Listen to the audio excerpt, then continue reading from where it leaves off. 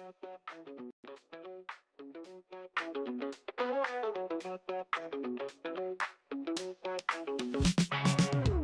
to the spot. It's time to ignite. Oh yeah. Operation Hangout. The feeling's just right. Chilling with the crew. We're ready to groove. Opinions flying high. Come on, let's move. Woo. Hang out all night long, all night. Laughing and debating, playing our song. Oh yeah. Share your thoughts, don't be shy. Don't be shy. Operation Hangout, let's reach for the sky. Let's fly. Pull up a chair, let's get in the zone. Voices blend and smooth, like a funky trombone. Oh yeah. Topics from the heart, making us think. With a twist and a shout, raise up your drink. Cheers! Hang out all night long, all night. Laughing and debating, playing our song. Oh yeah. Share your thoughts, don't be shy. Don't be shy. Operation Hangout, let's reach for the sky. Let's fly. Bring it down, shake it up, feel the beat. With every word we share, the circle's complete. Woo!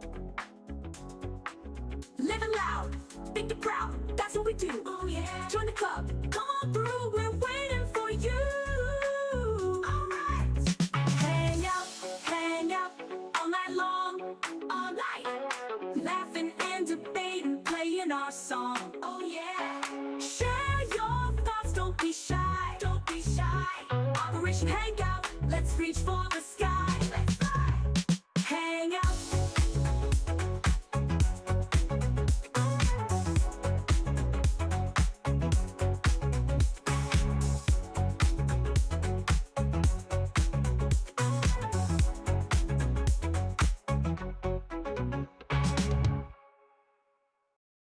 In the ring we stand tall, words of blades that never fall, debated warriors brave. Every thought we give and save.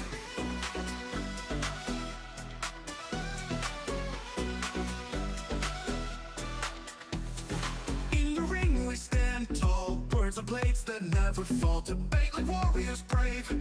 Every thought we give and save. Through the noise we cut clean, spirited, mind sharp and keen. With a spark that lights the night, join us in this epic fight. Welcome to the Spartan Arena, where minds clash and thoughts clean. In the heat of every word, truth and insight will be heard. Buckle up and take your stance. In this arena, there's no chance to escape the fight by lore. Dive in deep and search for more. From heartfelt talks to fierce debates, we explore what fate creates. Side by side we seek the light. In the dark our minds ignite. Welcome talks to fierce debates, we explore what fate creates. Side by side we seek the light. In the dark our minds ignite. Welcome to the Spartan Arena, where minds clash and thoughts clean. In the heat of every word, truth and insight will be heard. Buckle up and take your stance. In this arena, there's no chance to escape the fight by lore. Dive in deep and search for more.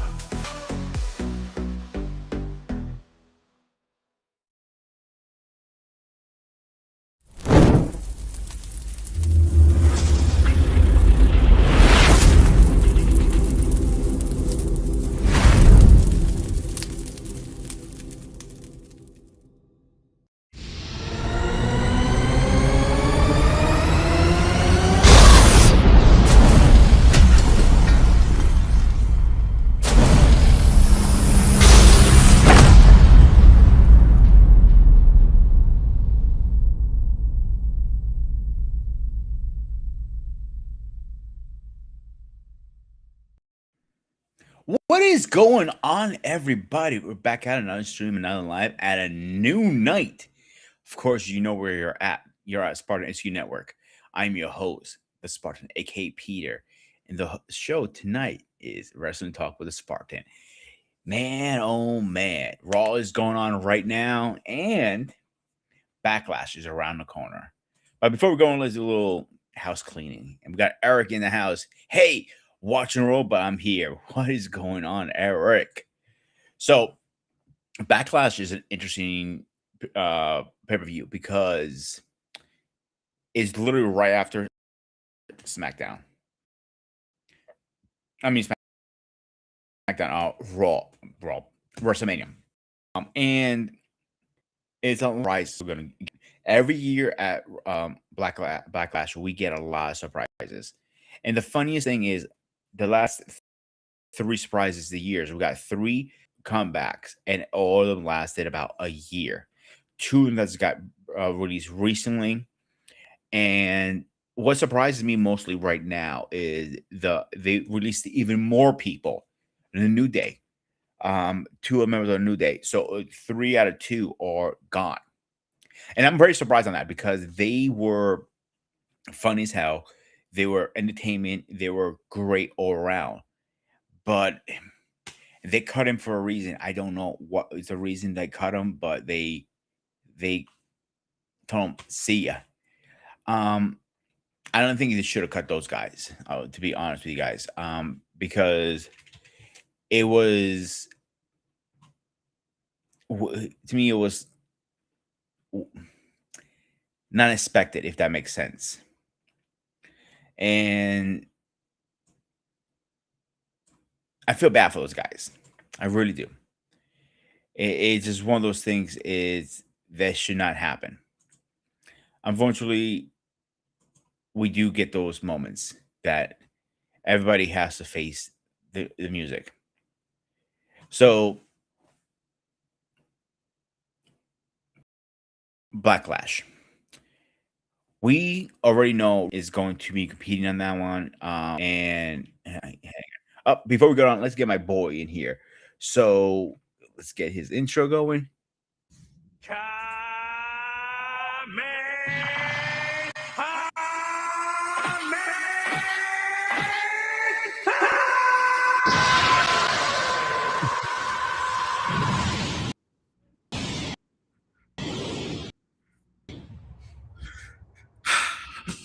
And what's up, my man? On a new night.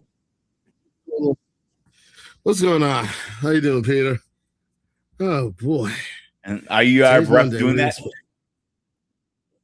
No, I was Don't remind doing me. laundry and It was a everything rough else. I'm day. trying to, yeah, just finishing up laundry, trying to get my wife out so she can get to work and everything else. Just married stuff. That's all. That's the best way I can put it. Oh yeah. So I was saying Backlash is going to be a great pay-per-view because it's always after WrestleMania and it's always a big surprises afterwards. Oh, definitely. Definitely. Yeah, 3 of the last big surprises only lasted a year. Carlos was one of them. Carlos, whatever his name was, he only stayed with the company for a year. Then some other ones also. Right. And it makes you wonder who is going to be the big surprise this year. Yeah, I know. I know it really is. So far, Yeah. I was looking at the card, and so far, this is all I know what's going on. It's supposed to be Kit Wilson and The Miz against Danhausen and a mystery partner. I'm also hearing about Asuka against EU Sky, Braun Breaker against Seth Rollins, and of course, the fight amongst the bloodline, Roman Reigns against Jacob Fatu. As far as I know, those are the matches that have been scheduled for Saturday. The Backlash is this Saturday already? Yes, I believe it is this. Is it? Yeah, I believe it is this Saturday. Damn, that came around the corner fast. Yeah, I know. Faster than we expected. Yeah. May 9th. Yeah, you're right. This is this weekend coming up. And oh yeah, Trick Williams against Sami Zayn. Yeah. And Eric's saying TKO needs to go. He's right. TKO is a business in the day. Go ahead. Definitely. No, he's right. He's right. Because it seems like they're making moves that's good for. Oh, thank you, Sinclair. I'm not eating your cake. Here, take a drink. I'm on the air right now. No, Saturday was my nephew's birthday. We just finally cut the cake today. That's why. Nice. So she got Okay, a you little were bit of saying? cake on her. So, like I said, the problem with TKO is they're making decisions that's good for the business, not trying to grow whatever storylines they have. They're not trying to push some of the wrestlers that need to be pushed. LA Knight that I've been saying for the longest. They're focused so much on the bottom line, they're not focused on the storylines.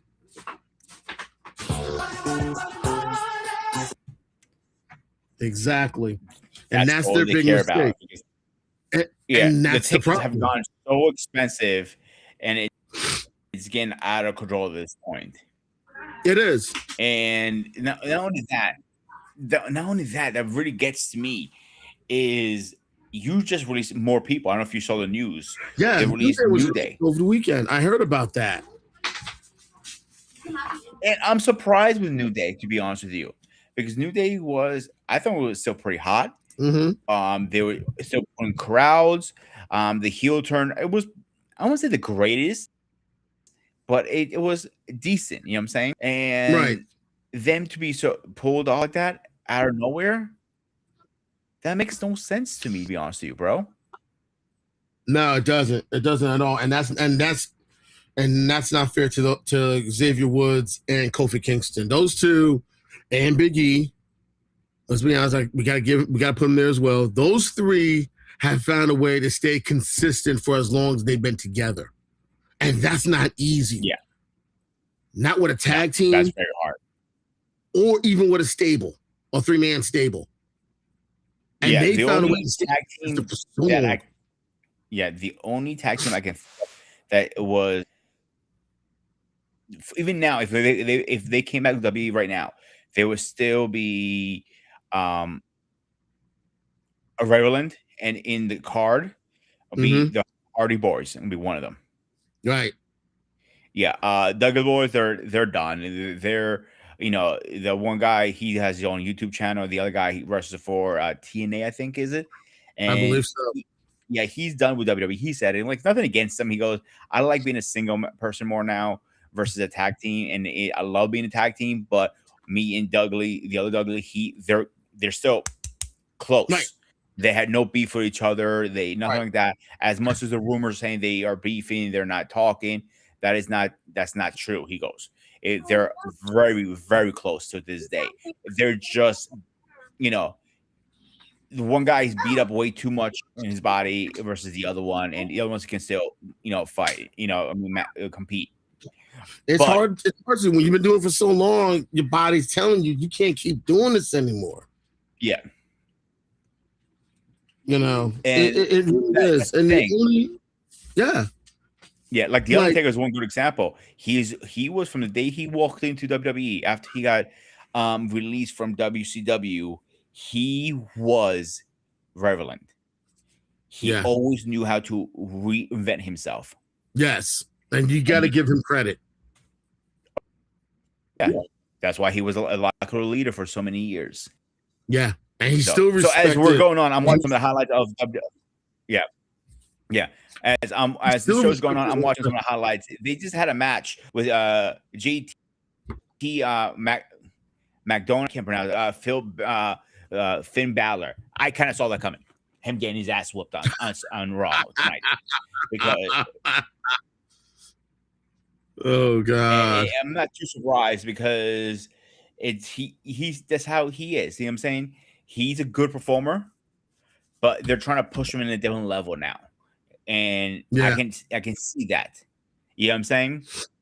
So it is question mark. So Greg, we moved our Friday show to Monday because the schedule is just mostly because of my work. Once I get off work, and doing the show afterwards, I'm already beat up. I'm toast.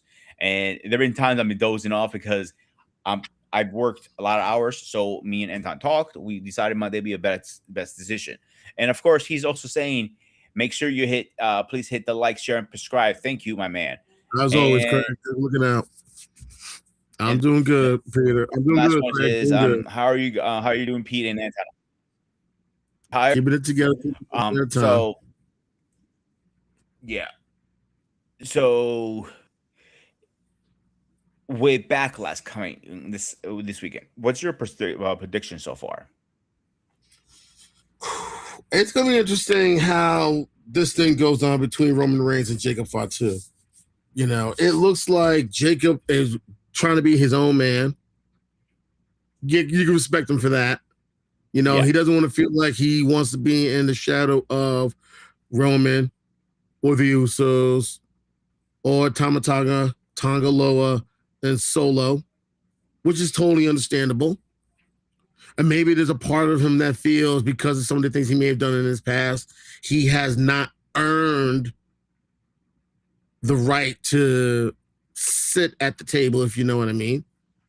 Yeah. So I'll give you my prediction. What I think is going to happen in that match. I think Roman is going to win, hands down. I'm not saying he's going to. No. He's going to be a clean win. He's going to have the W, and I can see him, his cousin, right? The cousins, right? Yeah. Jacob, am I wrong? All right. Yeah. No, you're right. Jacob join us. Yeah, I can see him join this stable. I think that is the move to put him to the next level. Maybe as a solo competitor. I think he does have the skill. Don't get me wrong. I think he's a very talented person, a great performer. I like his Wolverine kind of style. Like I like everything about him. You know what I'm saying? He does have his background story a little bit. I know he did. I know he used to run with a rough crowd when he was younger. Got caught up, did some time.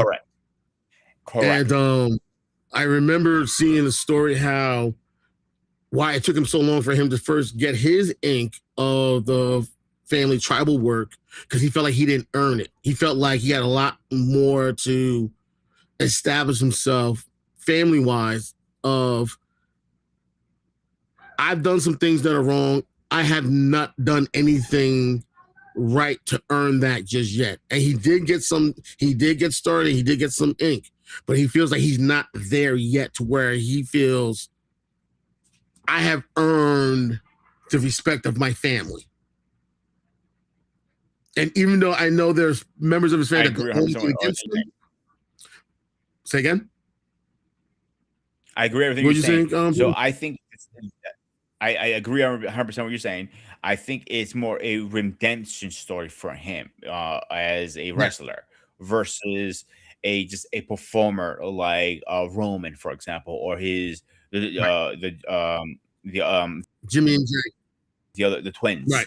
My brain. Yes, thank you. And him get his ink slowly. I can see that. It was the same thing with The Rock. He didn't get his ink right away. He got it very slowly to the point he has a whole sleeve now of that. Roman, same thing. When he got his first sleeve, he was still in NXT, and he grew it.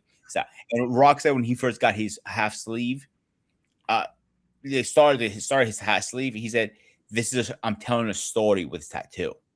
Right. And that's where tribal tattoos are. They are a story and an art in the same time. Exactly. So my thing with this match, I think he's going to lose the match, hands down. Okay. I don't see him winning.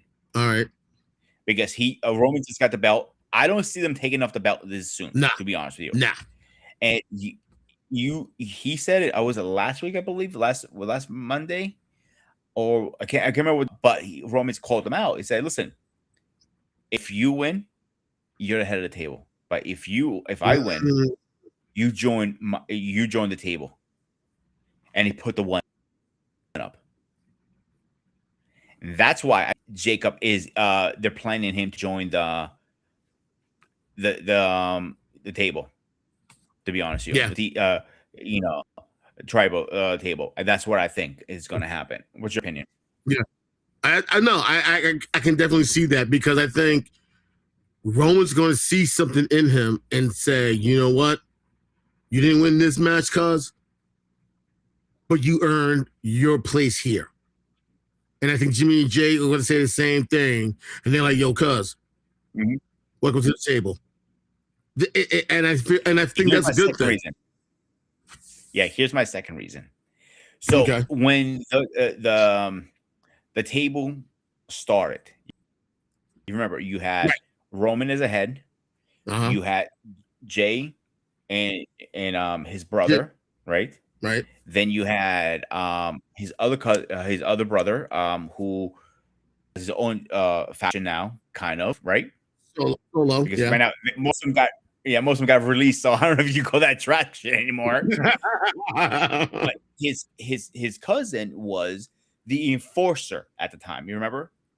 Right. Solo was the muscles. Solo was that muscle. Like, Yeah. To make this work, you need to bring the team back together somehow. You need a new team. So the original team cannot work because Solo has his own thing going on now. right. So breaking him away and bringing him back, it won't make sense to see that happening. But I do see bring Jacob into it and him being now. Because when Jacob first came in, that he was Jacob's a muscle for a hot minute, if you remember. Right. And Right. I think when Jay, who called him out, like when Roman was like, "Why the he said, "Why the hell did you bring him here?" And like those guys have some history. It sounds like maybe not in reality, Right. but as the story, maybe they have some beef. I can see them joining. Right. And if you remember the original, the beef with one of the brothers was with Sammy, and I don't see Sammy to the action. No. I honestly, I felt like Sammy. Yeah. Sammy added a very comedic aspect to it, and you can tell some of the things that he may have said or did, they almost broke character. Like, they tried very hard not to break character. Bro, I remember they were arguing on TV.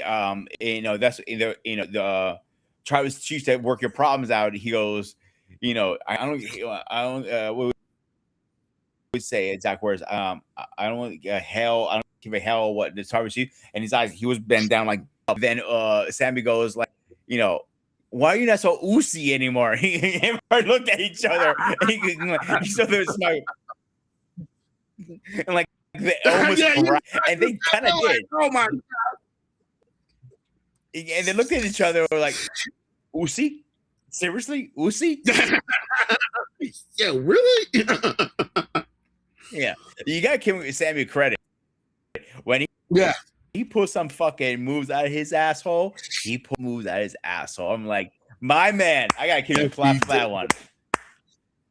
Mm-hmm. So. Salute. Bringing Sammy back, I don't see it happening. And I know a lot of people don't like Sammy. I don't have a problem with Sammy. I think he's a good part of the show, to be honest. The story, because he's the outsider. He's not blood. He's not related. But he is a big part of the faction, the story. You know what I'm saying? Because again, like you said, you need somebody who is comedic in it to, kind of like bring all the puzzles together. Keep them loose. Yeah. But if they do bring him back, I think because go ahead. No, I think it would work because he found a way to break the tension. He found a way to keep them loose. He found a way to keep them relaxed. If they were so tense, he came in, would say or do something, and they just like and then you see them getting, feel a little bit more relaxed. They're still being tough, but they're like, don't break character real hard. Like don't give each other eye contact. Like, don't do it. And it's hilarious. And I like that. I like the fact that Sammy was a part of that, because it didn't make it comical. He did bring an element to that story when he was trying to be part of the bloodline, And I think that was something that really, really worked. And I like what they're doing now with the different groups within the bloodline. Not only maybe bringing, using maybe some stuff that may have happened when they were younger, bringing that, putting that forward, bringing Tonga Loa as well into the mix, bringing that different element within the family as well. And I think also bringing. But remember, most of the family got released over the week. Yeah, that's right. But I felt like they were bringing something as well to it, and I just don't like the fact that they were released. You know, but I feel like they were bringing something. I kind of feel the same way. They've brought something to the table, but not to a Roman Reigns or a tribal level. I think Solo brings a better level. I think he needs to work on his mic skills. Yeah. When he was the quiet one, the silent one, and he was just an enforcer, I think for him. Yeah. I think Jacob has better mic skills versus Solo right now, to be honest with you. Oh, definitely, Because when he's on a mic, he does it. He does a great job. Mhm. And he surprises you. He really does surprise you. And we got a comment from Jake, my man, Snake Feet. I see Roman Reigns and Ric Flair in the picture. Really? Flair's he's done. Yeah. No, I think they bring Flair. Yeah. Flair's been doing this for too long. He's been doing it for a long time. No disrespect to him, but I feel like it's time for him to hang it up. And I know it's hard for someone like Ric Flair to hang it up, who's been part of this for most of his life. And it goes back to, like I was saying before, and something I remember watching in the 30 for 30. He's been Ric Flair for so long, he doesn't know how to be Richard Flair anymore. Oh, I totally agree. And that's why his daughter has issues with him right now, because a lot of his stuff is the way he talks to people, the way he acts with people, and all this stuff. He kind of like, he's still Ric Flair. Yeah. And that's why his relationship with his daughter is so on the rocks right now with Sheriff Flair saying. Yeah. And I'll be honest, she is exactly like her father in a way too. Let's be honest, she does the big showboating, all that stuff. Where did she learn that? From him. Yep. It's no different. Right. And it's hard for someone who's been doing it for so long to separate themselves from it. It really is. But you do see some wrestlers that know how to separate, the character from who they really are. You can see the difference between The Undertaker and Mark Calloway. You can see the difference between Stone Cold Steve Austin and Stephen Williams. You can see that. They know how to step away from the character and be themselves at the same time. And I think it's hard. And the same thing between Shawn Michaels and Michael Hinklebottom. It's very hard. Last thing. Yeah. Yeah. And ironically, I found out he's a birthday twin. Both of us have the same birthday. So, seriously, look it up. Go look up Shawn Michaels' birthday. You'll see. The only difference is he's older I than believe me. you. But other than that, we got the same birthday. So to try to get Ric Flair to stop being Ric Flair and to be Richard Flair, that's going to be a challenge.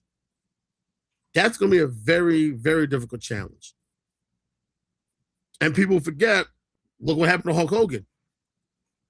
Mm-hmm. When he got booed at his last appearance, it was because of what he did during the political convention. People would have not had a problem if Terry Bollea supported the administration. He didn't support this current administration as Terry Bollea. He did it as Hulk Hogan, and that's why he got booed. Also, this part I kind of hate about his legacy. They also don't forget all this racist videos came about him too. Oh yeah, I know. I know what I'm saying? about all that. I know about all that. and I don't support that. You know how I feel about that, and a lot of my Right. a lot of our viewers know how I feel about racism. I don't see color. I see the person. End of the day, you know what I'm Right. saying? I'm not trying to defend him. Please don't take that. But we also have to take something in factor here. The years he grew up. The years he grew up, it was common to use that word. Just saying, you see a black person, you just throw the N word out there or look down on them. But Booker T has come on record saying, if it wasn't for Hogan pushing him, he wouldn't Booker T or King Booker at all. It will all do for Hogan. So as much as a selfish bastard, I know that for a fact because he was out there online saying he was a very selfish person when it came to wrestling stuff. But he also Right. gave back to the right people. He felt deserved it. It's rare when he did, true. but he did. $1 Million Man, for example, he gave back to him. And Right. he, if I remember the story was, it was part of his documentary. That's why I remember. So, Vince came up to him. He says, "Listen, I want you to put this kid over. We have a lot of hopes. I think he's really good." And goes, "Yes, boss, whatever you want." He put him over. A few years later, it was Hogan's turn to put the $1 Million Man over. He looked at him. He goes, "Time for your rain check." Pretty much in wrestling terms, I'm returning the favor. You know what I'm saying? Your receipt. I'm sorry, he meant your receipt. In wrestling terms, I mean you're get you hit him too hard, or he returns your favor. Right. So he was returning his favor, and he turned. That's how $1 Million Man became so big because of Hogan. Right. So it's a lot back there, but we don't even see Exactly. So we got to keep that in mind. That's true. So yeah. So we got a couple comments here. Just love, attention, and Love attack and brutalized Liz? Rey Mysterio, even with the 6 pulled to his house at that December and November. Oh, okay. Yeah. And finally got around 2 years ago. I have saw a post of Rey Mysterio on crutches with his iconic mask on when he took a picture with his fan. Okay, I see your point there. All these years later, I finally see something with him without his mask. I've actually seen Rey Mysterio without his mask. I think for a period of time when he was on WCW, he did wrestle without his mask. Yeah. So what happened was during I can't remember, it was like towards the end of WCW, they want to unmask him, and he was so against that. Like, listen, this is this is who I am. Yeah. Eric Bishop didn't want to hear it because you're losing your mask tonight. So he lost it. He pulled it off.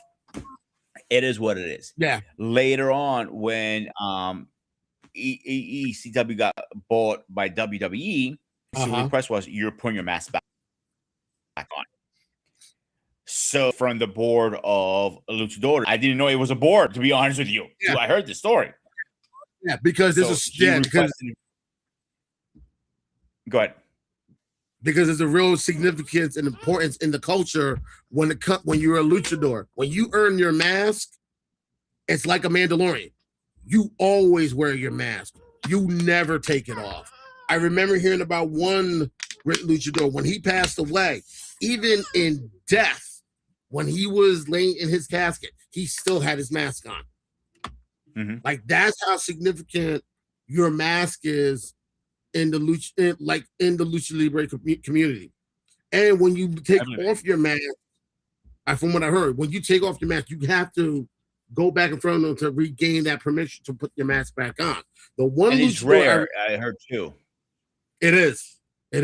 And one wrestler I remember that actually took off his mask and he pretty was still good without his mask was Juventud Guerrero.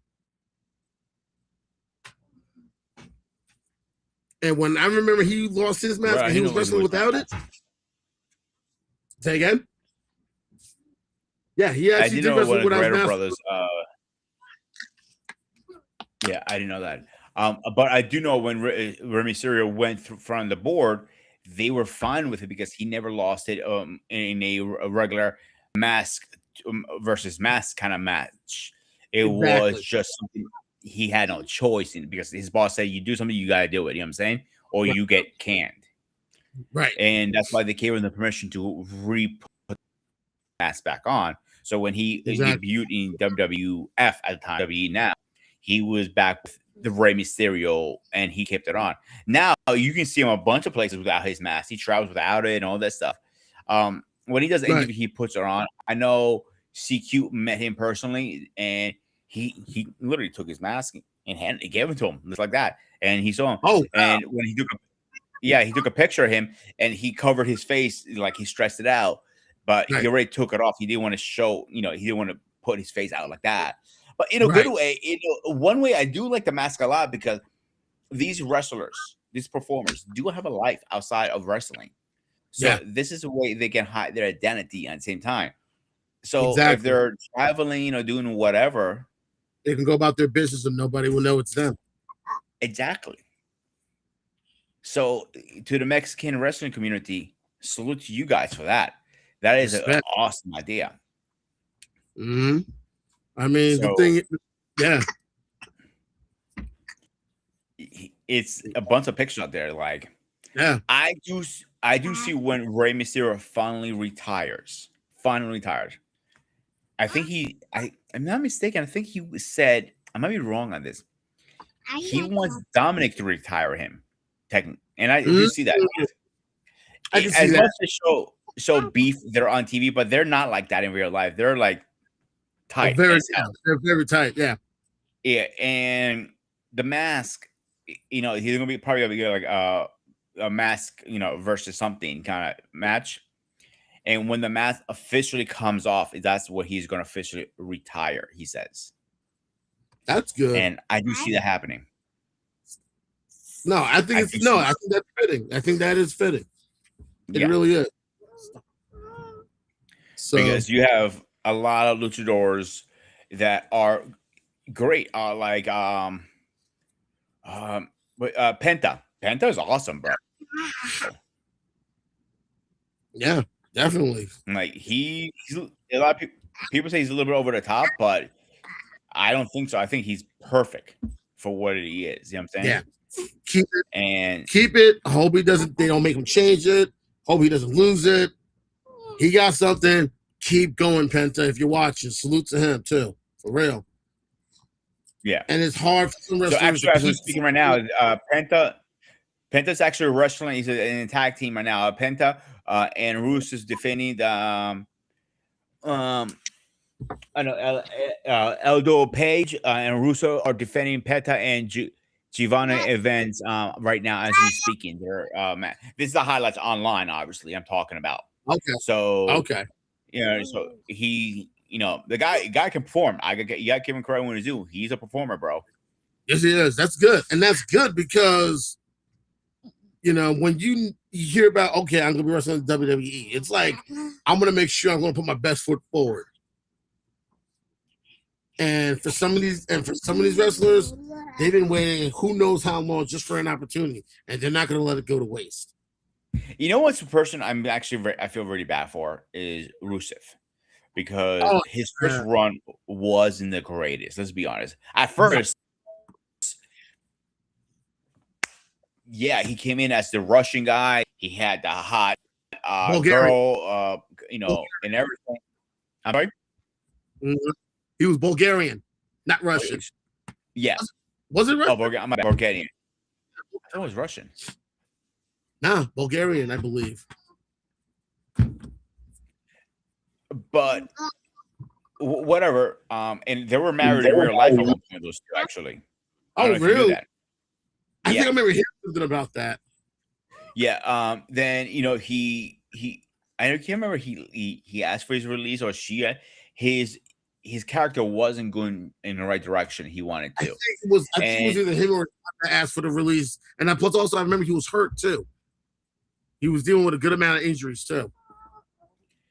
They get beat up. They, CM Punk was a good example. Yes. And Kurt Angle was another one because he wanted his release because he couldn't try to break.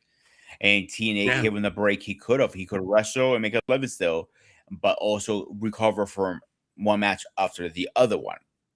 Right.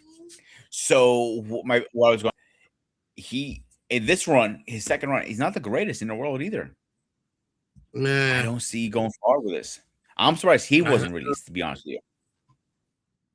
True. I mean, honestly, who I'm knows? really surprised he wasn't released. Yeah, go ahead. Yeah, but if he hangs up his mask, he might donate some of his masks to charity related to kids. I can see him doing that. Yeah, definitely. Yeah, Ah, yeah. Why? What's up, man? Wally, Sakafe. What's going on, guys? He's good. So what you got What's on going this, on, Wally? Wally? I know I was just getting in. I mean, I heard a little bit of what you guys talked about, but a little bit. I mean, I'm not ultimately sure about everything that you constantly that you guys said so far. I don't know where you guys are at currently right now, but yeah. Now we were just talking about Rey Mysterio. Right now What's we talk gonna about. like? We were just basically,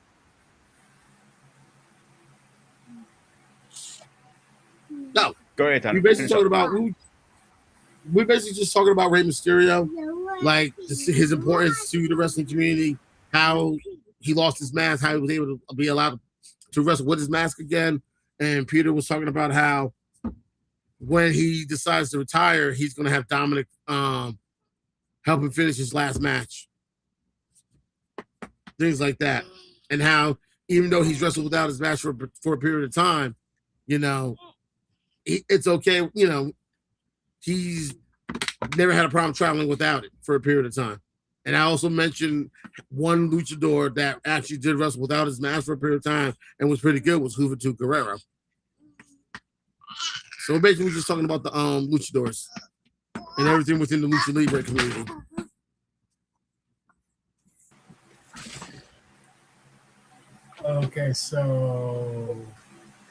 Okay, I'm guessing y'all just took a turn spinner then. Right. And then we was also talking about A little bit, yes. we also going into Backlash as well. We were talking about that, how that's going to go. And the one match we talked about is Roman Reigns. So y'all started with Backlash as far as I know. I heard a little bit of what you guys talking about within Roman and Jacob. I mean, so based upon some of the things you said here and there, yeah. But after that, I mean, I pretty much turned off because I was walking back home. But okay. So yeah, well, I don't know where to start from here. So But let me ask you a question, Wally, because I know you're big about analyzing stuff. Do you think Roman is going to win this match or Jacob? And if Jacob wins, do you think he's going to join Roman?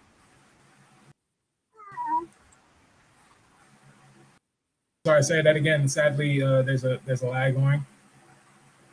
Yeah, he's been doing that lately. I don't know why. So the question was to you is: do you think Roman is going to win that match or Jacob? And if Roman wins it, do you think Jacob is going to join Roman when he's with his stable? So the way I'm looking at Backlash right now in current present form, it's gonna look like dog-ish.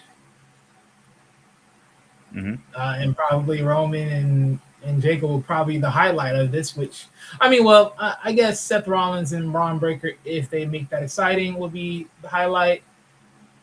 Depending on certain rumors, maybe Io Sky and Asuka would be a good highlight. Maybe I might be wrong. This might turn out to be good, surprisingly. But we'll see how that all plays out. How do I look at the whole Roman versus Jacob? I mean, it's obvious Roman's gonna win this. Now, if everyone's hearing a bunch of crazy, a lot of the rumors out there that's flowing around, like, oh, because Roman has literally been withdrawn from every,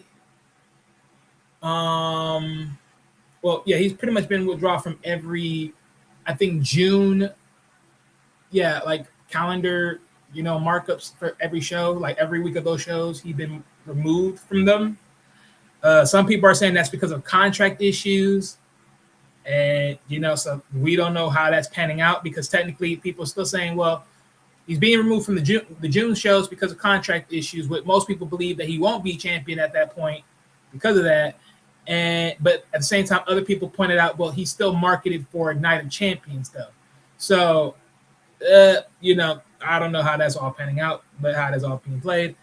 But I think at this point, if you knew you could put the title on Roman, I don't know how the hell you even look to even try to reconcile a contract dealing with Roman, knowing he is literally your big money play right now at this moment.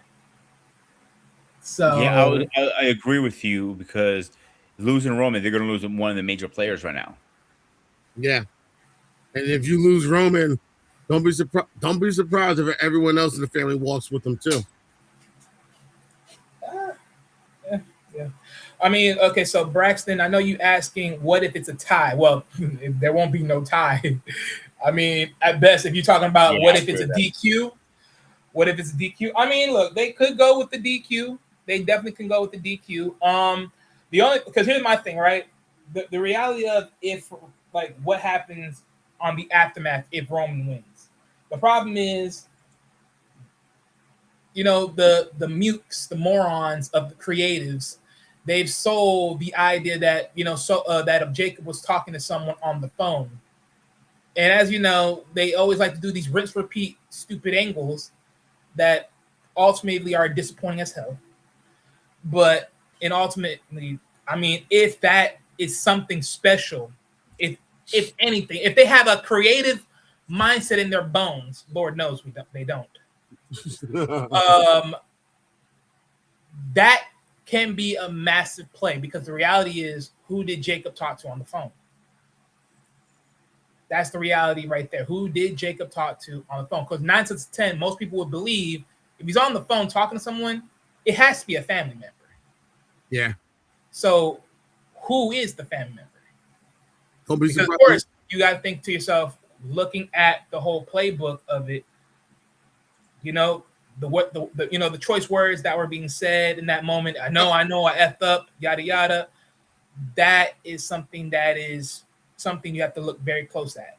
So yeah, it's. I mean, for me, I say it like this: it's not really in of who do I think is going to win the match. It's really of where do they go from there when the match is resolved. Because it's obvious, to a lot of people, like yeah, Jacob is now going to be in Solo shoes, in a sense. He's going to ride under as the new Soldier Boy. And yeah, technically, that's fine. I mean, it's not like it's a big problem in Jacob's position. If we're looking at it, it's not a big problem for him to be that. It's all cool. The issue with it is Roman hasn't really had a problem yet to really need a hitman, or in this case, a tribal hitman. See, when Solo came up, it was because he was in need of a tribal hitman. Right. Because the way how they sold the story, Jimmy and Jay wasn't enough to handle the weight of his competitors that he was dealing with. That's true. So when Solo came up, that had to be extra muscle. Even though they ultimately disgraced him by making him nothing but a bench warmer and Roman Reigns lackey boy. So yeah, which is another reason why most people are pissed off at the idea of seeing that be done again in the sense of Jacob. So yeah, my thing is this, to be honest with you, I don't think so he joins Roman ASAP. I think so it's more of this is more of a work. It's like, it's resistance today, but tomorrow you like it or you don't. So that's how I look at that. Because at this That is a good theory too because push back like fuck. I'm sorry. Well, yeah, because no, because you got to sort of think of it like this, right? Because he sort of did it the same way with Jay, right? Because I think I put it like this: I look at Jacob in a mixture of what Jay was and what Solo was. So, in the sense of Jacob is definitely muscle, so that's the Solo position, right? Right. But in the same sense, the resistance, aka Jay, is the pushback version. And it's like eventually I gotta beat it into you to then bring you under me. So I think that has to be a more in-depth storytelling to actually deliver that. Because I don't think so. You beat Jacob once and then he just falls in line. That's a little, especially at that point. I mean, if that's the case, you should have did that with Jay because that was sort of pointless. So I'm Right. saying like, oh, well, we're gonna make Jay a little bit more longer and Jimmy more longer, but then at the same time with you, it's gonna be quick. Nah, that don't make sense. No, that makes a lot of sense because if you do it 1, 2, 3, it's not going to play out like that really well. The fans are going to be pissed off Yeah. because you come out, you're acting like this big tough guy. All of a sudden, like, whip one slap, now you're someone's puppet again, and I don't see that happening. But yeah, I mean, one other thing too is also the other issue about it is, especially in the sense of also like looking at it from this point of view. This is another reason why I don't like it at this timing. Is because you pretty much wrote a narrative little story that Roman can't do it on his own, only for him now to have Solo now bench warmer as your bodyguard. Okay. Yeah. Again, bad timing. Bad timing. Because you don't have no one really coming after you like that for you to even make Jacob your underling. So, I mean, again, because of the way how they dropped the angle and how he needs the money and all this other stuff, I get it. It's okay. It's cool. But it's like, again, bad timing in my opinion. But hey, that's what we got to work with. Well, who do you think the family member is that he was talking to?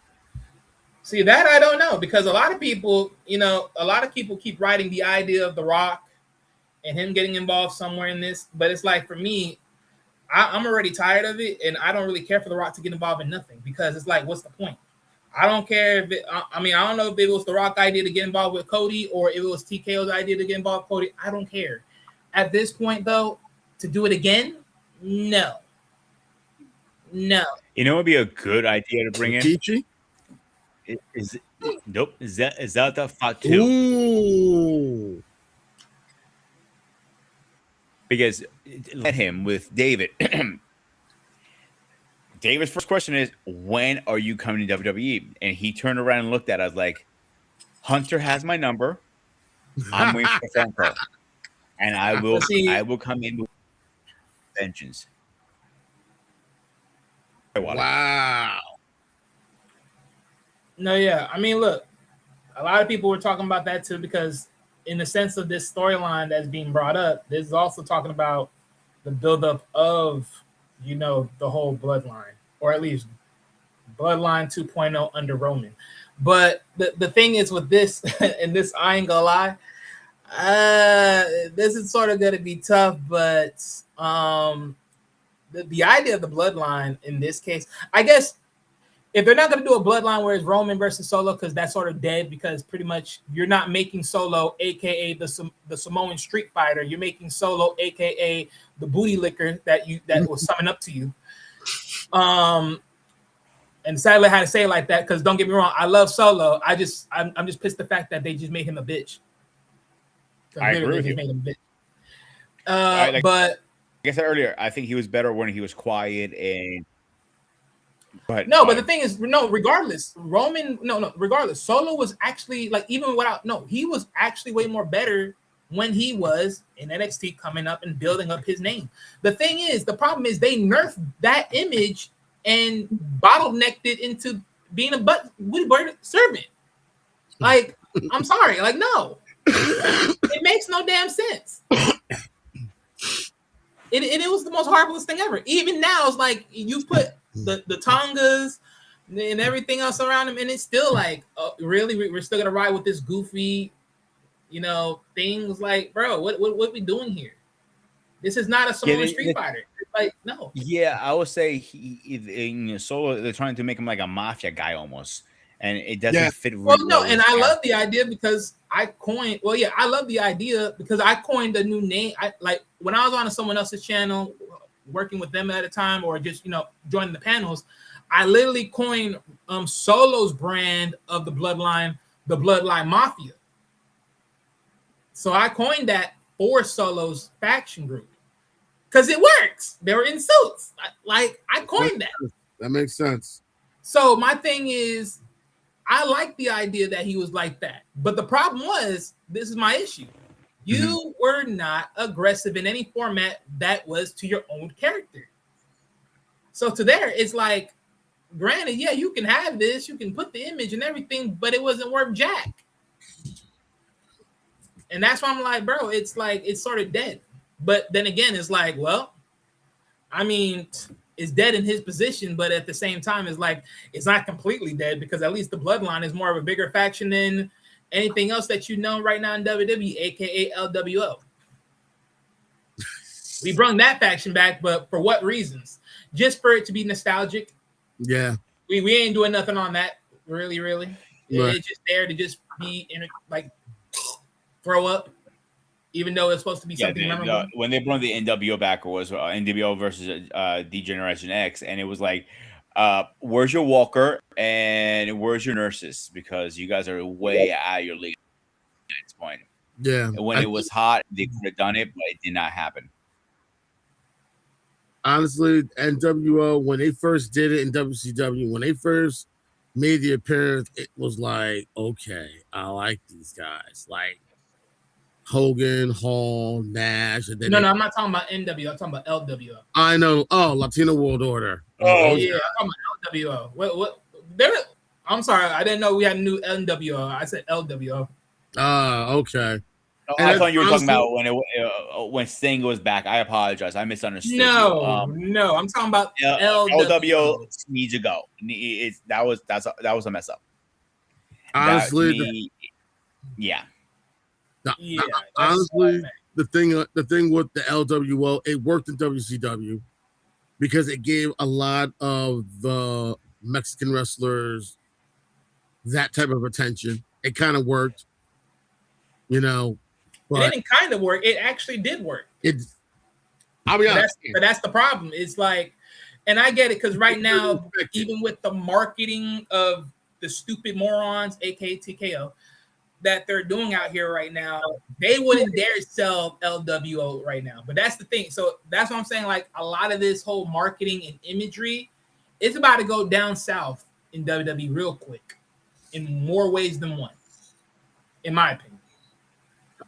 But to iterate to Eric's point, I would set up a war games between the two factions. One survived, the other one's perished.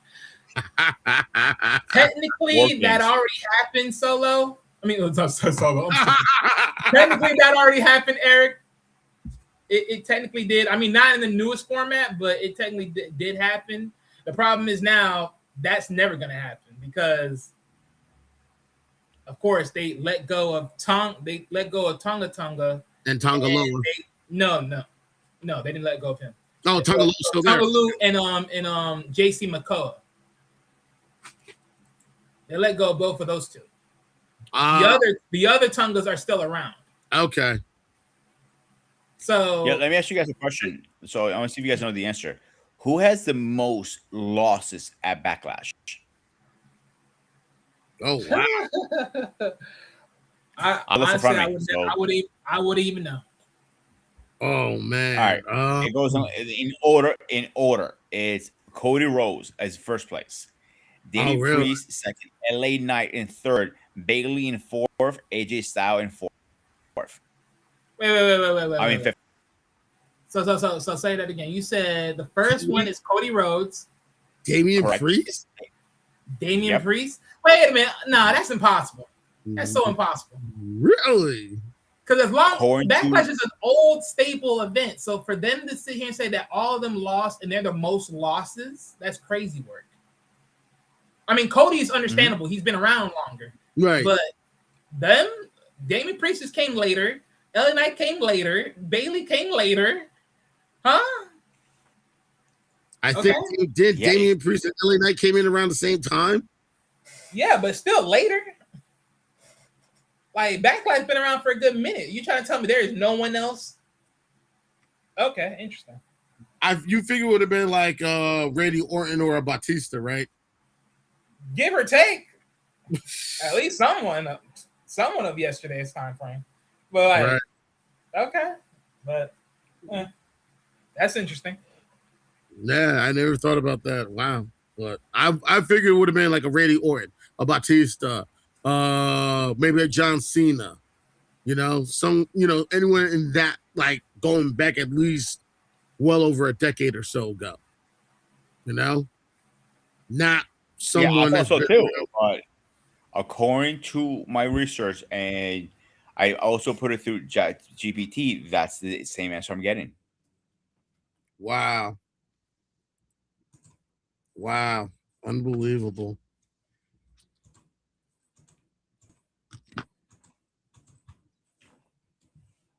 And it surprises me too.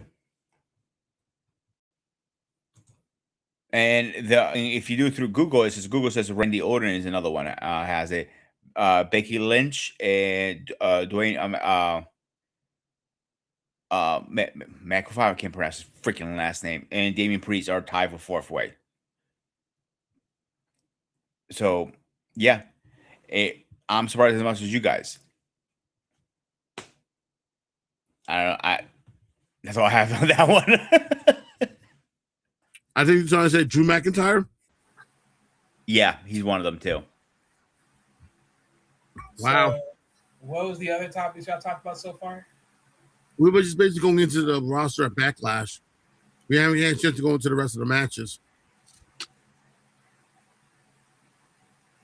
Wait, y'all went to the rosters of what? We were talking about the lineup for Backlash. We first mentioned, Okay.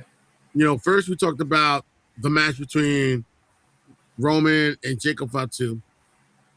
We never talked about, I don't think we really went into detail about the Miz and what's his name against Danhauser. We didn't talk about EU Sky against Asuka. And we didn't talk about Seth Rollins against Braun Breaker. So we were about to go into, so basically we haven't talked about Backlash just yet. Yeah, let's go over this and how the match we made here. Say again? So you only talk about one. You only talk about basically Roman and Jacob, and then you pivot off, and then y'all swerve back. Yeah, we were trying to get back on track with that. That's what happened. Let's talk about Miz and Rosen for a minute, because I think that is going to be a shit show match. To be honest with you guys.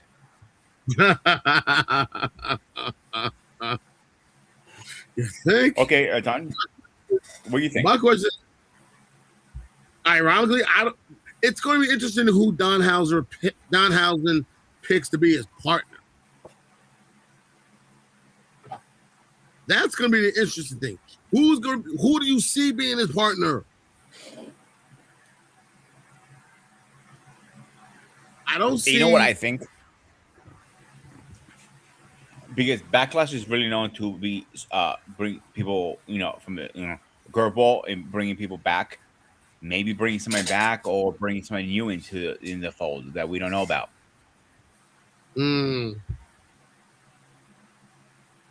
about it, because wrestlers are getting released right and left right now. That's true. Who knows who's also ship? Say again? We don't know who's jumping ship from TNA and AEW right now that we are not aware of. I haven't heard anything about that. I haven't heard anything about. It's going to be interesting to see who Danhausen picks. It really does.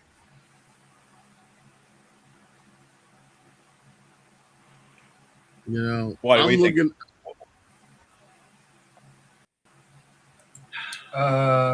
Yeah, here's my honest opinion. That is a show. That is a match I don't get too cares for. I'm trying to be very kind here, but yeah, I don't care for that match at all. That is just trash, honestly, in my opinion. It's not worth anything. I mean, honestly, out of all things that they could work for Backlash, they just choose things that really have no real meanings towards anything. And because it's just a pick'ems and choose'ems of whoever, because it's a mystery person. I mean, look, do I think it's someone that could be coming back? Yeah, I could see it. And I think in more case than not, I could see like a pun of just funny ha-has and he-he's to Kent Wilson, because he's going off with the idea of the toxic masculinity ordeal. So, I mean, I don't know. I mean, I'm just gonna throw it out there. I'm not saying it's gonna happen. I'm just throwing it out there. I can see and laugh at the idea that Sheamus comes back and kicks, Kit Wilson in the face. I can see that. Who else? Just for giggles. Anybody else? Not really anyone. I really don't know anybody else, honestly. It's like it really doesn't matter to me. Maybe Matt Cardona, just for like whoever, like just for the giggles of it all. It's just whatever. But it just comes to a point where you're just looking at it and you're just like, does it really matter? Like, does it honestly really matter? No. No, it just don't. It just don't. All right.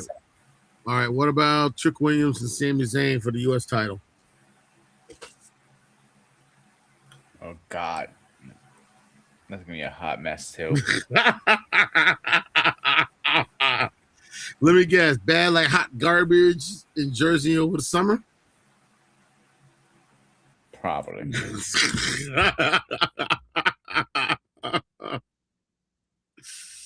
Oh boy. And I get what they're trying to do with Zayn. They're trying to push him, but it's not working. Nah. Okay. But that's why I think, and that's why I've been saying they need to push LA Knight. And that's been the problem because you feel like, I mean, he has the following, he has the persona, his mic skills are very good. In ring, yes. So why are they not pushing him? How is it that he has not had an That is a opportunity? question everybody's been asking for a while. Because that is a question everybody's asking. Why is LA Knight getting pushed? Because he has the whole package right now. And I think I remember saying this last, And maybe I think like what, 6 months ago, maybe I said this? When we were talking about wrestlers who are being held back. I think I remember we were talking about, I remember mentioning on one show, I forgot how long ago it was. Back in the day, the Intercontinental title was the litmus test to see whether or not you can handle being on the top tier, being on the main card. And when you look at a lot of the guys that won the Intercontinental title and how they got that push from winning the Intercontinental to the top, being WWE or World Heavyweight or Universal Champion, whatever you want to call it, the Intercontinental has always been that stepping stone. And it really pisses me off that they're not doing that as such. So, TKO, if you're listening, that Intercontinental title, I got nothing wrong with the U.S. title as well. Those titles are supposed to be stepping stones to see if any of these wrestlers on the roster can be a main draw. And they've been holding LA Knight too far back for too damn long. Nothing against Trick Williams, nothing against Sami Zayn. Sami Zayn had his opportunity. Okay, maybe you want to try to push Trick Williams. But why not LA Knight? When's he going to have his opportunity? When's he going to have his chance to win a strap? And I'm just glad he came in at a time where they don't have the European or the hardcore or the 24/7 titles anymore.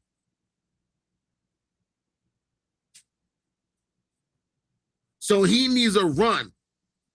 And he needs a run like 6 fucking months ago.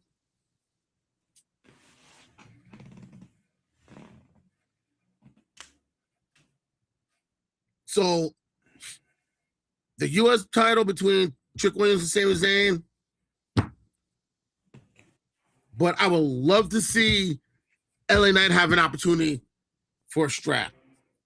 Whether it's the Intercontinental, whether it's the U.S. title, give him an opportunity. And I'm going to keep saying that until he has that opportunity. I'm going to land the plane at that. So You're right. he needs an opportunity, and they're not giving it to him for some reason. And I wonder why. That's my biggest question. Why? He's Okay, ready. so wait a minute. So just want to be clear. Do you guys know if he won a title? Yeah, I know. It was What the title he U.S. won? title, if I'm not mistaken. Okay, so I'm just making that sure. I'm just making that sure because it's already proven that he already did it already. The reality is, why is he haven't been pushed to hit the top? Yeah, that's the real question. No, that's what we're saying. That's what I believe Anton is saying too, right? Well, no, because my thing is, you sort of like you sort of derange what you're saying. Like, well, we got to do the United States title. It's like, oh, well, we got to deal with this, and it's like, well, why not LA Knight? And it's like the IT title, and that became a whole different spectrum of a whole bunch of stuff. Like, yeah, no. So that's why I'm like, what are we? Where are you angling right there when you said all that? 'Cause I'm like, well, he already had a title run. He already proven already to a certain point, a certain degree. My only granted, he didn't do the U.S. title run thing like Sammy and everyone else did ultimately. But one thing's for sure is this: has LA Knight proven that he can be up there? Of course he has. He already has proven it. Now the question is why he's not up there with the big boys. Well, now right there is the angle that we all got to ask ourselves: why is that the case? But as we all know, hey, but for me personally, do I believe that he eventually say it again? No, go ahead. What's Finish our what you said opinion first. on? No, I say repeat what you said. So, what's your opinion on why he's not getting pushed to a main card? I mean, it could be a lot of things, honestly. But at the same time, when I say a lot of things, meaning, is it? I mean, because you got to ask yourself two things. Do I believe like LA Knight could have been at a main card by now? Honestly, like at any given freaking moment, yeah, he could have because there's really opportunities. But at the same notion, you got to also ask yourself this one thing: did we have anything written up for you? And that's pretty much the main ordeal with this stuff.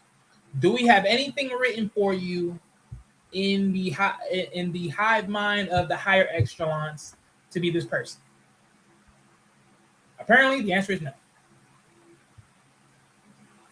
Because if they did, they would have already worked it in. But now, let's get one thing clear though. Just because they haven't worked it in doesn't mean that they won't work it in. I look at it as you always need the right people to sell the right person. And if you're going to sell LA Knight at the higher echelons, well, then again, you also need the right person to do it for you. But again, that's what I'm saying. Timing, storytelling, all that, it all matters. But for me personally, I say it like this. Right now, with Roman being bloodline and everything else and bringing this back into the fold and everything, right? And if everything goes to plan with Jacob being the soldier and all this other stuff, we all know where LA Knight's going to go. AKA, this is where the idea of him being up there with the big dogs will eventually come to play. So, at this point, I think honestly right now is all about timing. But as far as an actual run with the title, that is neither here nor there for me because I don't know when that's going to be a thing. I can never call it because we don't know when these people are going to get these titles. In all honesty, I don't think so. Roman's losing the title no time soon within this year until he hands it over to Oba Femi, if that's what they're angling towards, because that's already what's already been spoken, loud and clear. So, yeah. Yeah, they just said who's going to be the next rival for him. I didn't get to read the article, but I did see a link online earlier today about that. Yeah. But ultimately, as far as like just the whole trick in Zami, I don't have a problem with them running it back. My only problem with it is the storyline that they made up with it. The whole freaking gingerbread. Oh, rest in peace. We're gonna have a holy ceremony. Like, get the fuck out of here. He was a puppet. Like, you're crying over a freaking puppet that was just ushering a title of an image. Like, okay, this is seminar. This is seminar. This is seminar at the highest level. Like, get out of here. You got Trick freaking Williams, bro, and you over here doing this lame shit. Like, come on, bro. Stop.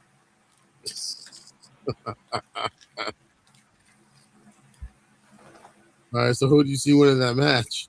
You just think it's not ain't worth it, huh?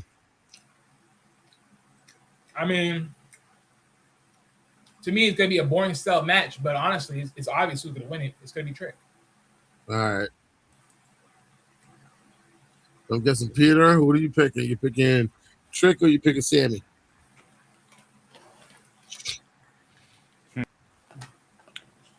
I'll say Sammy right now because the way they're pushing it, I don't think he's gonna do it a one shot. I think it'll be like, oh, third time the charm kind of thing. You know what I'm saying? Okay.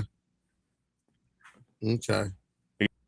Because that's it repeats itself, and like a lot of times you see they keep trying, and going, okay, eventually you're gonna win, and eventually they do win. And that's how I see it, at least. I might be completely wrong here. It's gonna be interesting. It might, for some reason, I can see Trick pulling it off. I can see Trick trying to pull it off. I think he's enjoying the moment, and he's not gonna let anyone take it away from him. Sammy has shown that he can win a title. I think he has won a title. I'm trying to remember. Yeah, he has. Yeah. He has. Yeah, and I think. Look. Oh, go ahead. Sorry. I think that's what he's doing. I think he's looking at it like, you know what? I've done it before. I could do it again. So, but I think Trick is looking at this as, you know what? You're not going to take away my opportunity. So I can see Trick trying to pull this off. And the next match, also, we got Seth Rollins versus Braun Breaker. That's going to be an interesting one, I think. I think either way on that one. If Seth loses, they can show him as weak, and they don't want to do that. If Breaker loses, they're going to show him as weak too. So how do you get out of a scenario there? I think they pull it all out there. I think both of them are going to bring everything, including the kitchen sink. Yeah, because the building is up since too, if you remember. Yeah. So I do see this is going to be that. I can see that being a decent match overall. To be honest with you guys, I really think that's going to be a decent match. Is it going to be a good match? I don't know because it's too early to tell. Yeah. I will give you my opinion after I see that match. Okay. All right, and of course, yeah, we talked. That's just about it so far. I think we talked about all. I think so far we talked about all 5 matches that are on the card. The only way to talk about is Shaka, whatever her name is, in the woman. Yeah, we haven't talked about the late Io Sky and Asuka. All right, who are you picking? I want to pick Io Sky, to be honest with you, bro, because I see her have a lot of potential. But they can reverse that easily. A thing with that match is that was in the works before WrestleMania, and that was supposed to be at WrestleMania originally, but they pulled the plug on that for some reason, and they pushed it back to Backlash, because they even put it on their personal profiles that match was going to happen, and WWE tell them to take it down because it's not going to happen. Remember, WWE controls everything they do. They're puppets, and sometimes. Honestly, if you think about it, and I was reading somewhere, they were talking about Kairi Sane and how she was involved with Io Sky and maybe that's the reason why they pulled it, because I guess that they already knew who was going to get released ironically, Kairi Sane was one of the wrestlers that was released after WrestleMania. So I'm guessing that's why they probably pulled the match on WrestleMania and have it in Backlash. That could be the one reason. It's like they already knew who they were going to release, but they didn't want to say anything until after WrestleMania. And if they pulled this match, they already knew they're going to release Kairi Sane, and we can't have her involved in this story, and she's not going to be here, a few days later.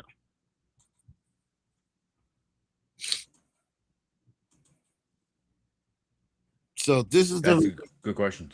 Yeah. Way to look at it too. This is going to be a good match. This is going to be a back and forth match.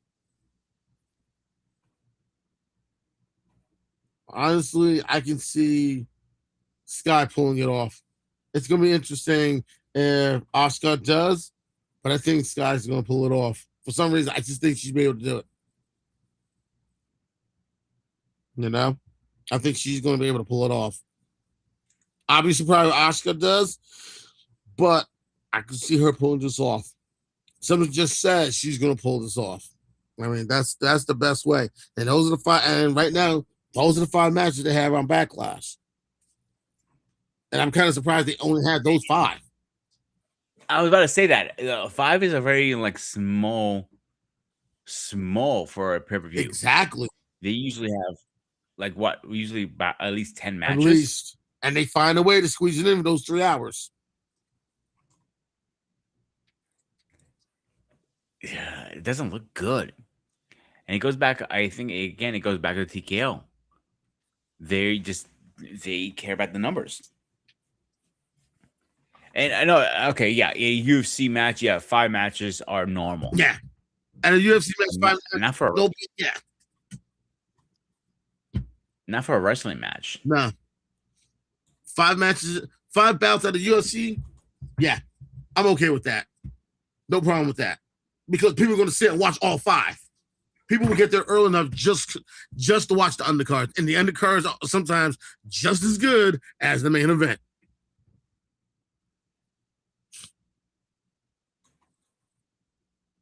So to me, I'm just kind of like, okay, how you're going to pull this off with only 5 matches? Unless they're probably going to add a few more matches to it after tonight. Or what happens after SmackDown Friday. But right now, Raw ended. It was no new matches so far. Really? Yeah. So if they pull 1 or 2 out of SmackDown,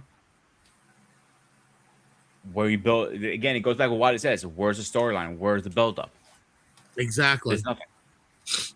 And that's the problem.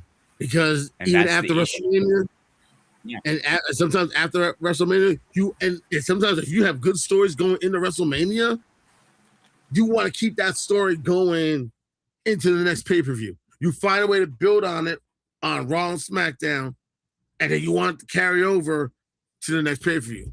You want it to carry over to Backlash because it's going to get people to come watch it. And even at the time when it was just where they were rotating rosters where it was either Raw or SmackDown taking part in it, I just think they could have. You're going to need at least 2 or 3 more matches, at least anywhere between 2 and 3 matches, in order for Backlash to really, really do well. Because Backlash is what, 3 hours? About 3 hours? I think so. I think about 3 hours. 2 hours? And you can't say again? 2 hours, what do you think? Well, usually, I'm saying, so this is my thing. I mean, so usually the only time they ever do matches this small is usually Saturday night main event. Yes. Usually those be like 4 matches, and that at least be maybe 1 to 2 hours. Usually 2 hours. It's usually 2 hours. Give or take, 1 to 2, somewhere in the middle. Honestly, I remember a Saturday night main event being under 2 hours. Even back in the day, there were always at least 2 hours. Yeah, give or take. I mean, so for this, like I said, it's a little bit. Like I said, this is a little bit overdone because usually with these matches, I mean, these events, I would say at best it should be 6 matches in total with these at least, Okay. because usually that's where the ballpark is. Maybe as close as 8, maybe give or take. It all depends on where the storylines are, Right. but and how they're selling it and how good it is working up towards. But other than that, yeah. But because you guys talk about a lot of matches and I didn't get to put my input in. But Yeah, go ahead. so here's my thing, right? Trick and Sammy. I mean, I could see what Peter said. You know, maybe Sammy wins it. I could see a 3-way between Sammy, Trick, and Carmelo Hayes if they do that as a triple threat. If they do that, that's only if they let Sammy win. But other than that, move the freak on. Tag team match, I don't care. That's filler. We already talked about Roman and Jacob. Braun Breaker and Seth. Yeah, people are very 50-50 with that one. Some are leaning more towards Seth, others are leaning a little bit towards Braun. But yeah, it's a little bit hard because where do you lead from this when they do this? Honestly, I think something has to give where this match doesn't just be a one-off. Like Seth versus Braun doesn't be a one-off. This is like a continuation. Oh, So if it's a continuation, I think Seth wins first, and then Braun wins the ladder of the 2 next matches, whenever those are. okay. At least in my opinion. And if they mix it, then of course, then Braun wins this one, Seth wins at a more bigger one, and then they squash it wherever else they pin it. But it's going to be interesting because, because again, certain matches and timing, because of course, if they do the King of the Ring tournament, are they going to cash in Braun Breaker being the winner of that? Or is that going to be Opa or whoever they market into that match leading up to these things, stuff like that. So there's a lot of other matches in the wing that they can work with that. So, timing of what they do with this is very questionable, but it's definitely, in my opinion, 50-50 because you don't know where you're going to go with this. Io and Asuka. So with this, because I'm hearing more rumors now, and I'm hearing a lot of people in WWE, or I'm guessing people that are linked to WWE more than WWE themselves, but I'm hearing that a lot of people are banking on Kairi Sane being re-signed by WWE, and she's going to pop up at Backlash during their match. In the sense of how they did it with R-Truth, but slightly different. So, Okay. I mean, look, I could see it if they do it that way, but if they do it that way at this point, I don't take that as an excitement. I take that as, all right, y'all mofos are playing with my emotions, and you just trying to get a rouse out of me just because you want to dink and dip. Like, no. That'll make it even. Like, but knowing the fans, they're gullible for instant gratification in the moment. So it's like, well, what can you do? If they do that'd be a fucking laughing stock. She got re-signed, they should bring her back in a different way, not the same way as R-Truth. Like I said, well, I'm not saying they're gonna bring her exactly like the same, like, oh, she's gonna come in, in a jumpsuit and all that, and then all that, but they're bringing her in that sort of same style, warming up as a surprise. But I'm not in favor of it, honestly. Like I said, it's just you're jerking the idea of it all. You're just jerking the idea of it. But honestly, if they even if they do or they don't, I think they need to kill it because at this point it's sort of just like, all right, y'all really wasted the potential of this, so just kill it.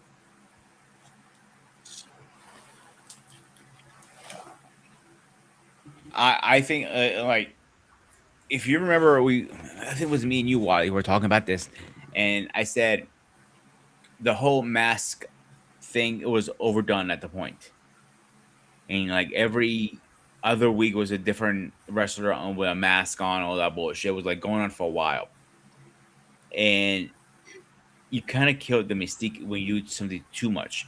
Now, if you do it now, one now, and another one in 5, 6 years, okay, fine, whatever. But you're doing it back to back to back to back to back. I don't agree with it. I'm not saying they're gonna bring her back exactly the same way, like you said. I mean, I'll if I had to bring her back, this is what I would do, Wally. To be honest with you, end of the match, whoever wins, the music plays. She shows up. She doesn't say anything. She looks at him, points at him like, "You're next," and I'm back for vengeance, and walk away. That makes sense. Simple. That makes sense. No, Yeah. no need to do a lot. Keep it short, simple, sweet, and go from there. Same thing when they brought back Bray Wyatt when he got resigned. They kept it very sweet. Yep. The music popped. The actors were all over the place. Then all of a sudden he showed up. I lost their shit. When you do small things, people lose their shit. Mhm. If they did resign her, great. I'm hoping they did. But I'd be surprised if they do a good job with it, bringing her back. so for me, right? As far as like the whole mask thing, I don't care if they do the whole mask thing. My problem is when it's exactly the same and it's generic as it's been done, it's complete trash. Like Right. I think the most hyphenate, generic yet clever tactic of this is Seth doing it, but there's really no glitz and glamour on it. There's just none. Like no matter what, like anyone you see in the mask or you see this, it's like, oh, it's like, well, who's this person? It's like, but it's just not unique. It's not detailed. They don't cover their bodies to the point because the moment if you see skin, you already know who's under the skin. You know what I'm saying? Like that's already a selling point. And so that right there is also another problem. It's just a very lot of stuff. But for me personally, I mean, look, I don't really see it as a big ordeal or a big if.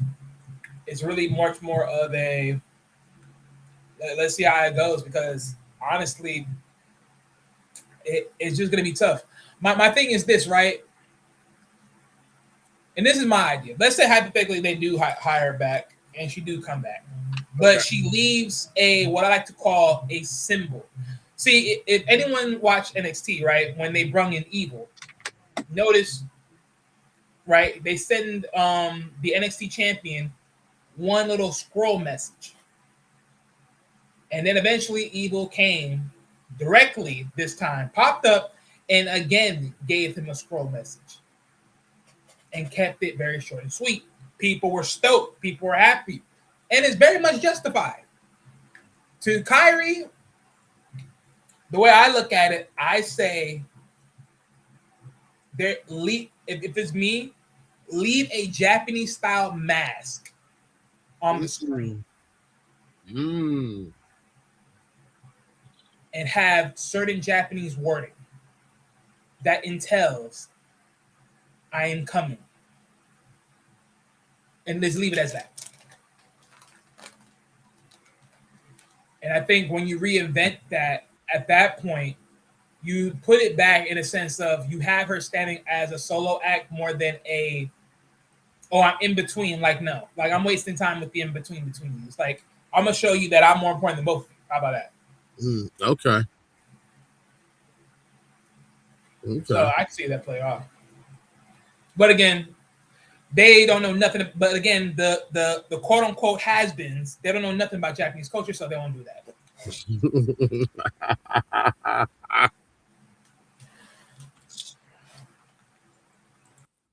Well, he knows how to follow the shots. Shots fired. Shots fired. I mean, at this point, all you can do is throw shots. It's like throwing rotten apples at them and just hoping you just land on their head. or Rotten Tomatoes, either way.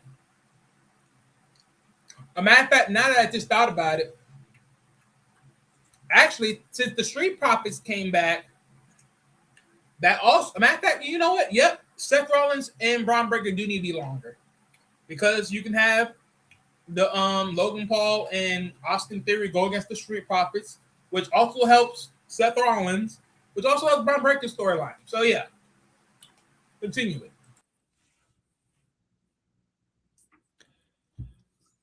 What do you think, Anton? Never thought about that angle, but it could work. I never thought about that. I never thought about it from that perspective, but that could work. It really could. Shit. It really could. Never thought about that.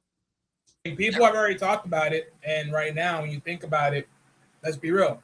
Seth Rollins right now has no allies. I would say friends, but let's be real. At this point, let's be real. He has no allies. That's true. The Street Profits right now are the closest allies that also want something. Seth wants revenge on Braun. The Street Profits want tag team titles. I see a perfect angle of a deal. You scratch my back, I scratch yours. Enemy of my enemy is my friend. Pretty much. That works. That really does work. And Seth is the type of person that's willing to take an opportunity of anything and everything, no matter how big or small it is. And if he can take advantage of it and they can work to his advantage, he's going to take that angle. So I can see that happening. And that would be interesting to see, too. It really would. And that's as much as I would love to see Seth and Roman team back up. That's going to be a hard sell. Yeah.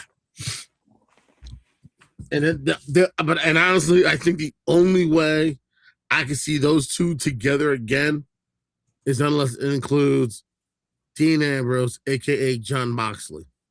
And Moxley has already said he ain't coming back. He doesn't see himself ever going back to WWE. Not in these That's the word to say. What you saying, Wally? I said not in these conditions. I wouldn't come back neither. What the hell? Yeah. But that's the only way. And also, Peter, going back to what we were saying about the New Day before they were released and how consistent they were, not only as a tag team, but also as a 3-team stable and taking advantage of the Freebird rule. The only other group you can think of, the only other group of 3 you can think of that have been just as consistently well as the New Day, Shield. Mostly the Shield. And I know people want to say, well, what about the Fabulous Freebirds? What about the 4 Horsemen? And nothing against them. No disrespect against those groups. Yeah, but the Shield didn't use that. But the Shield didn't use those tactics, though. Say again? The Shield didn't use that tactic. Really? It didn't. I mean, literally, like I remember this clear as day. Last time I checked, they didn't even get the tag team titles at all. Who? The Freebirds? No, the Shield. The Shield. Now you said when it came to the quote unquote the rotation, the tag team titles. The New Day knew how to use it to their advantage. I didn't say because they were actually rotating. I didn't say the Shield was never took advantage of the Freebird rule. I said the New Day. I said the only other 3 teams, the 3 member faction I can see that's been consistently well, other than the New Day, is the Shield. Okay, because when you incorporated that, I was trying to you sort of like ignorant in the way I heard it. Okay, but also, like I said, the one group that have always taken advantage of the Freebird rule is the New Day, and you got to give them credit for that because they found a way to use it to their advantage. Because you never know which 2 that was going to show up And in the match, it could be Big E and Xavier. It could be Big E and Kofi. It could be Xavier and Kofi. You have a possibility of either one, two of those. Which two of the three are you going to go up against? Yeah. But see, this is the funny thing, though. So I didn't notice this until later, but they actually now made an actual roster swap where they gave where now Jacob's actually considered Raw superstar, and Gunther is now considered a fully SmackDown superstar. Really? So this is the only switches that they're gonna do here, and not switch anything else. You gotta be fucking kidding me. There's so much more potential that they can do here, but no. We're just gonna keep it right here because why not? I feel the specific rosters you couldn't cross. It's kind of done with at this point. Like they always cross each other's rosters. The show of appearance and all that stuff. It like that kills the point of it. I mean, they have. Don't get me wrong, but at least my thing is this: is like if they were just crossing just to cross, then by all means. But it's like if you show that they're on a roster, then it's like, well, okay. Then what? Then which one is it? Exactly. Because it's like nowadays they're just saying F the WWE draft. They're just saying no. We're just gonna occasionally just work this in here without you knowing that we're actually doing this. Yeah, you're gonna get swapped, and then you'll get a letter. When you arrive at the next stop, you'll get a letter saying, "Guess what? Now you're on the Raw roster," or "Congratulations, you're now Team SmackDown." Now it's like they go from one site to another site, and when they arrive at the new site, they got a letter waiting for them to say, "Congratulations, now you're on part of the Raw roster or the SmackDown roster." Because of course the Street Profits also went to Raw. So I'm not. Hold on, let me see who else was converted here, if anybody. I know the draft is coming around the corner for this, and what's the point? Okay, no, they just switched them over. Okay, but there's no one else. Well, you said the draft is coming. Yeah. There was a time you look forward to it. There was a time back in the day, like when they started doing this, you were looking forward to it. Like, okay. I never liked the draft. I never liked the idea that every superstar it has to be on one show. I like the idea you can go back and forth because it opens more storylines. Right. But also at the same time, remember, when they had that, they only did this because they had wrestlers. Yeah. They had that many abundance of wrestlers, and there was no way you're going to fit them all on either Rock or SmackDown. I totally agree. There were times when they used to do Velocity or Sunday Night Heat, and I think Sunday Night Heat was taped during the same time for SmackDown, and Velocity was taped at the same time for Raw. Then you start seeing people like, oh snap, oh shit, they're still on the roster? I didn't realize that. And the mid-cards that you forgot about that was still on the roster, if they were on Sunday Night Heat, you knew they were still on SmackDown. If they showed up on Velocity, you knew they were still on the roster for Raw. Yeah. All right, before we start going into our final thoughts, I want to show you guys something that came to my attention, and I want to get you guys' opinion. I want to put this up just in case we don't get striked. All right, so this came to my attention. I got this from another YouTuber. So I want to give him WrestleMania. I posted this, and this is interesting. I want your guys' opinion on this. There we go. Oh, you won't get copyright for that. Not for more about the other content creator. If he sees it, he might strike us. It has happened before. No, that can't happen. This is just a post. What are you gonna do with this? Yeah, true. But anyway, this is interesting. I don't know if this is trying to show us something that's coming up with these two, or is it just something to talk about. Something to talk about. I mean, in my opinion. I mean, because honestly, it's always foreshadowing. It's always going to be foreshadowing. Because look, they did the same thing with Rhea and freaking Liv Morgan. They foreshadowed that.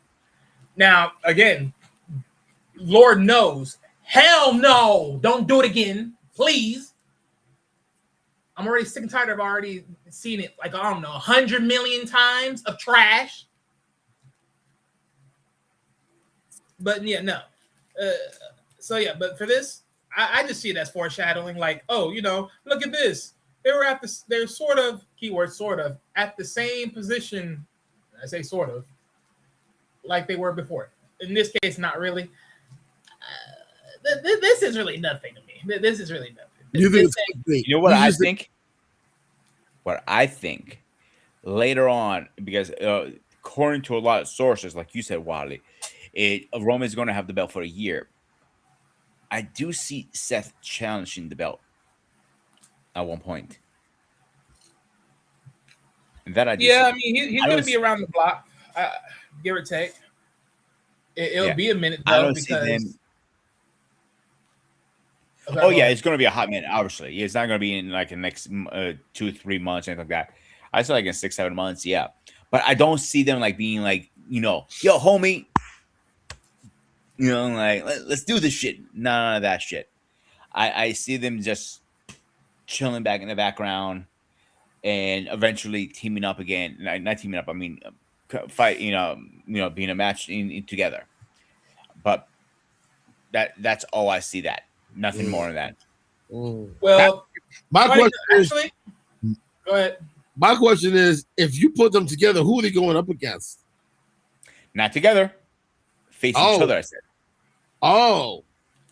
For the belt. Remember, Roman has the belt right now, the world title. And who had the world title before? Cody. No, Not Cody, CM Punk. CM Punk. CM Punk. And before CM Punk was? Seth Rollins. There we go. And technically, Seth didn't lose the belt, so correct. He got stripped of it. Yeah, because of an injury, if I'm not mistaken. Yeah, it was because he had to let go because of injury, but based upon story, he had to let it go because of the attack of Braun Breaker. Yeah. Mm-hmm. Then I'm not arguing that. I'm with you, Wadi. But and I'm just saying the lineup. This is how it was. No, I understand. What I'm thinking is they're going to be in like feuding at some point, and like, oh, you never won there from the real champion, and Roman's going to go like real champion, really? I'm a TCO or whatever. I don't need the real champion. I am the real champion. The next thing you know, they're going to be in some type of match. Because in the last time they were together in the same scene, 2022, this is when I believe it was for War Games. He was trying to partner up with him. He goes, yeah, I'm not partnering ever with you. You're a scumbag. Get out of my face. And then, of course, remember what happened in WrestleMania, I think, last year. And if you think about what happened at WrestleMania last year, Seth coming back into the ring with his wearing his old Shield gear. And that was for nostalgic clout against Roman. Yeah, and Roman's still pissed off about Seth turning his back on the Shield. Him finally getting payback to settle that, to finally even up and settle that situation. So Dude, he was just bitter that he was the one that got this chair shot. Yeah, I'm not denying that, but we seen some crazy stuff in wrestling, like Degeneration X. They broke up pretty bad. Back shot to Sean's with a sledgehammer. Yes, it was all scripted. In real life, Sean was dealing with a lot of back injuries at the moment, so he needed some time. He was dealing with some drug issues, some personal issues. He needs some time off. But teaming them back up after all these years wouldn't be a bad idea. I mean, well, to your point, so let me throw this back from what Eric talked about earlier. War Games.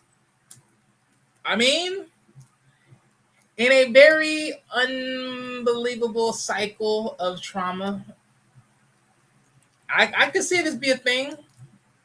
And that's in Supposedly. what, September, October, I think. War game. Yeah, that's somewhere deep in there. It's somewhere like around that point. Hold on. I'll look it up right But- now. Keep Well, doing actually, I your have it right. I have it right here, so that's why No, had to say. War games will be. Wait a minute. Hold up. They're calling it. Okay, they're actually calling it. Yeah, Survivor Series. Okay, well, either which way, War games. It's going to be around November.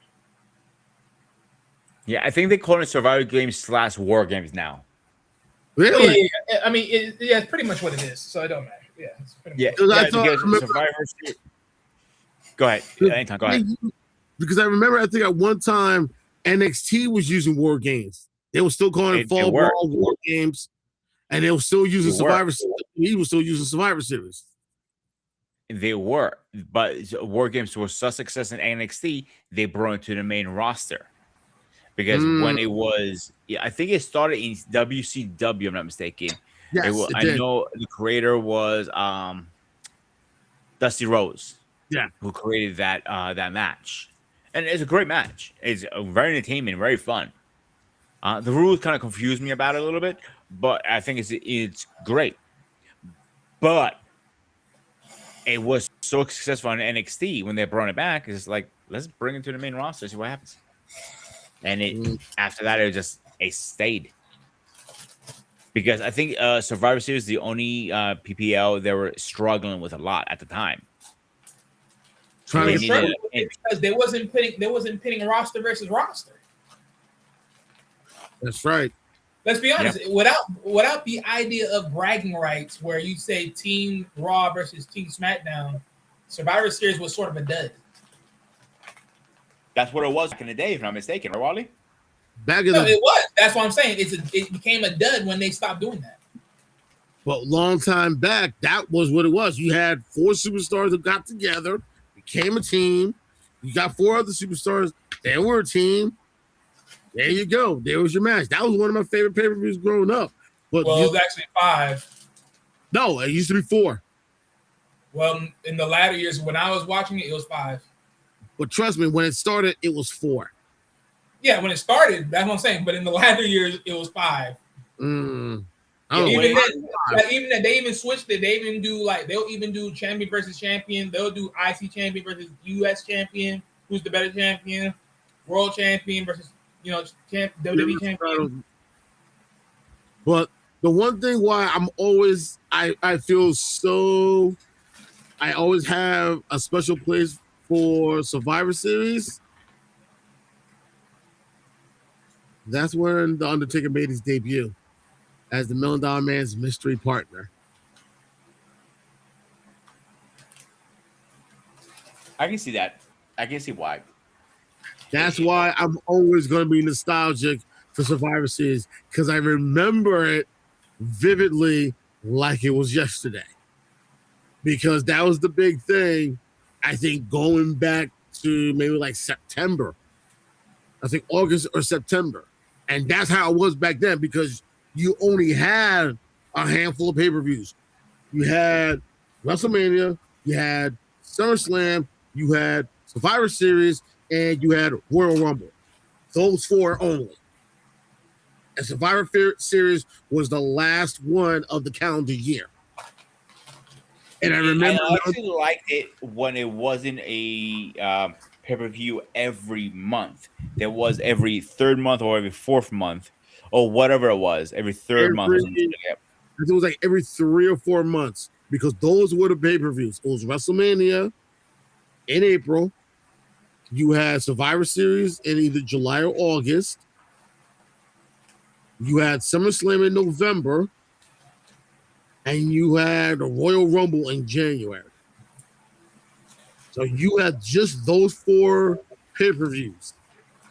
That gave you plenty of time to build stories from one pay-per-view to the next. And every time they kept talking about the Royal Rumble, not the Royal Rumble, Survivor Series, that coming November, and it used to take place that week of Thanksgiving. There was a time it used to come on the Wednesday before Thanksgiving, and then it appeared that week of Thanksgiving on that Sunday. And I remember when Million Dollar Man kept talking about his mystery partner. Okay, who is this mystery partner? And then when he got the mic, he introduces it. Ladies and gentlemen, my mystery partner is. And when he introduced The Undertaker and you saw him come out, it was like, who the fuck is this guy? And guess who used to He was escort? creepy as shit too. And guess who used to escort The Undertaker in the beginning? Go ahead, educate us. Brother Love. Huh. If you pull up the video and you pull up The Undertaker's debut at Survivor Series, you will see Brother Love, white suit, red shirt, red face and all, next to The Undertaker, wearing the ascot, the coat, the hat, everything. And I remember the reaction from Gorilla Monsoon, God rest his soul. Look at the ham hocks on this guy. Because if I remember at the time, the last wrestler that was close to 7 feet tall or over 7 feet tall was Andre the Giant. That's true. Other than that, they had no other wrestler over 6'6".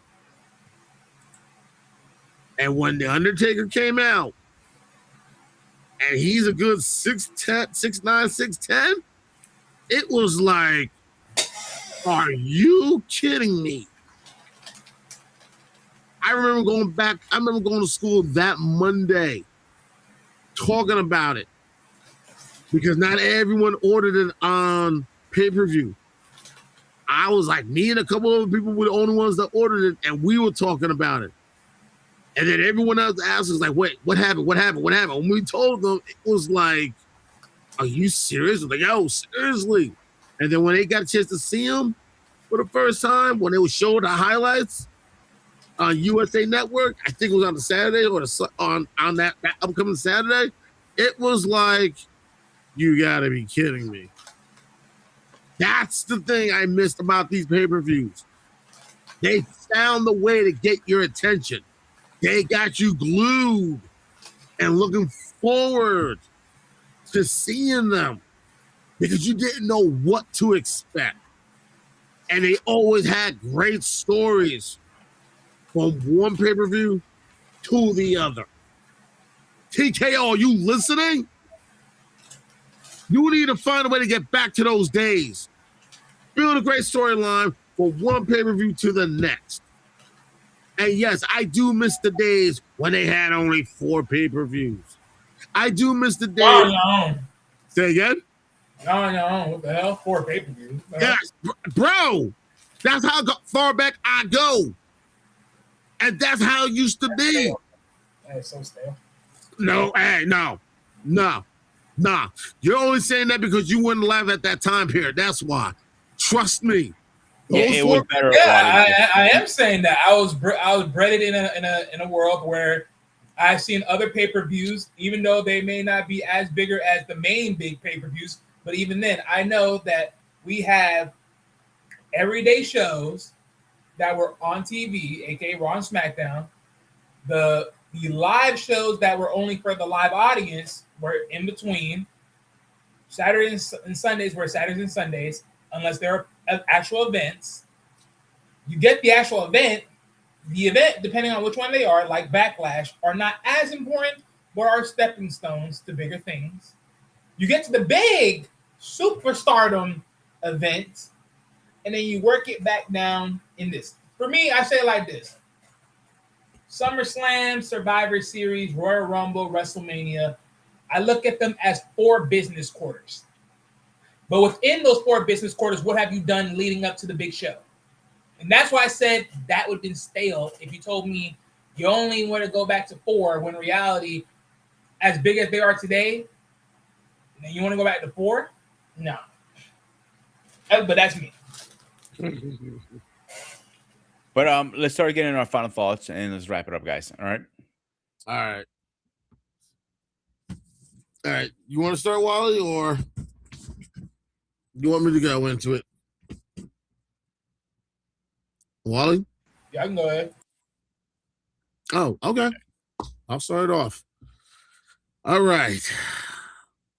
Looking forward to Backlash. This is going to be kind of interesting. The fact they only have 5 matches, it's like I'm really kind of worried. What are they going to do as fillers for those 5 matches? That's what kind of worries me. So far, the only matches I see that's getting my attention, honestly, is the only women's match between Io Sky and Asuka. I'm looking forward to checking that out. Braun Breaker versus Seth Rollins is definitely going to be interesting. Of course, the family situation between Roman Reigns and Jacob Fatu. That's definitely going to be a very good watch. Danhausen, The Miz, and Kit, whatever his name is. Kit, what is his name? Kit something. Drawing a blank. Hold on. Oh yeah, Kit Wilson. I'm not really looking forward to that. Same as Danny Trick Williams. I know some people may think that's not something to look forward to, but it might be a little bit interesting. I'm looking at this like I'm going to try to go in with, give them the benefit of the doubt and try to go in with my eyes open, and hopefully they'll have a couple good matches, but I don't know. It's going to be interesting. And the way things have been going with TKO, with the releasing of a lot of their wrestlers, and then most recently releasing the New Day, I'm not happy with the way things are going. So all I can say is I'm keeping my fingers crossed. I hope it's not a letdown. I hope it's not a disappointment, because I'm not really that much of a fan of what TKO is doing to the WWE. And I just hope that the WWE finds a way to get back in stride and back on this horse of what they used to do or what made them awesome, what made them great. So right now, Backlash is going to be that litmus test of where things are going and how good or unfortunately how bad they're doing. So all I can say is best of luck to anyone that's competing, and I'll see y'all Saturday. And that's all I got to say. Those some words we're thinking about.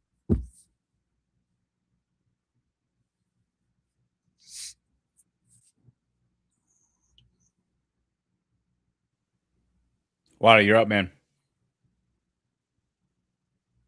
Wally.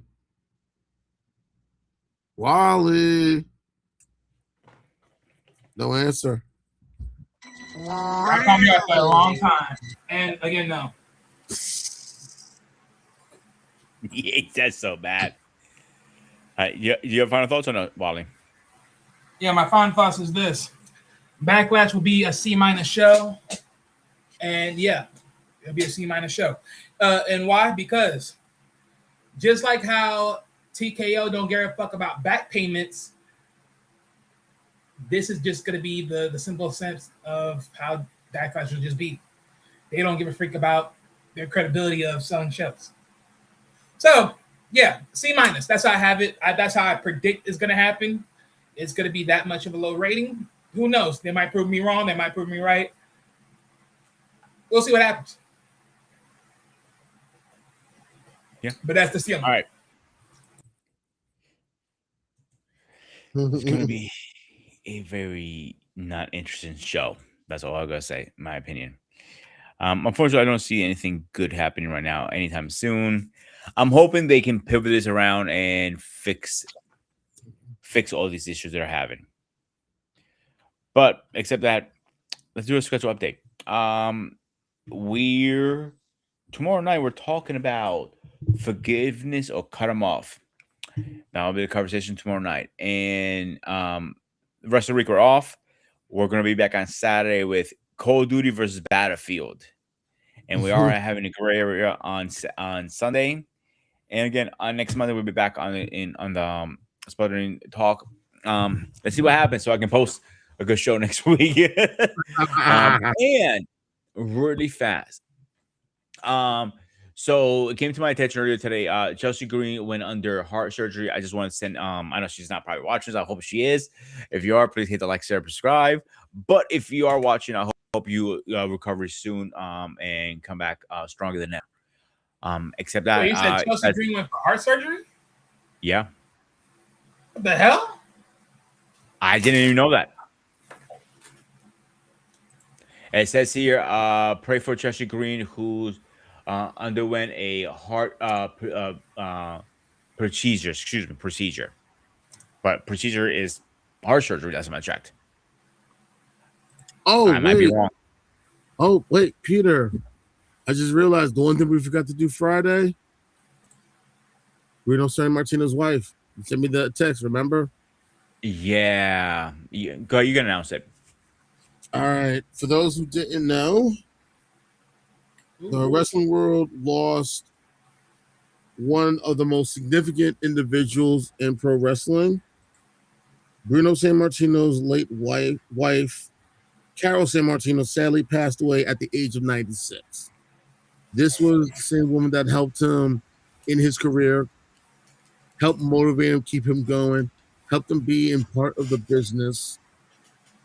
And even after he stopped wrestling, he was training wrestlers. She was still there with him from the beginning to the end. Bruno, of course, passed away some time back. I forgot how long ago that was. I apologize. And now she is gone. And I know he's waiting for her right now. So condolences to the family. So rest in peace to Miss Carol San Martino. Condolences to the family. Thank you. Yeah. So except that, guys, this was a Sparta. This was Sparta HQ Network. The show, of course, was Wrestling Talk with the Spartan. I am the Spartan. My man Anton. My man Wally. As always, stay fresh, stay safe, and I'll see you guys on the next one.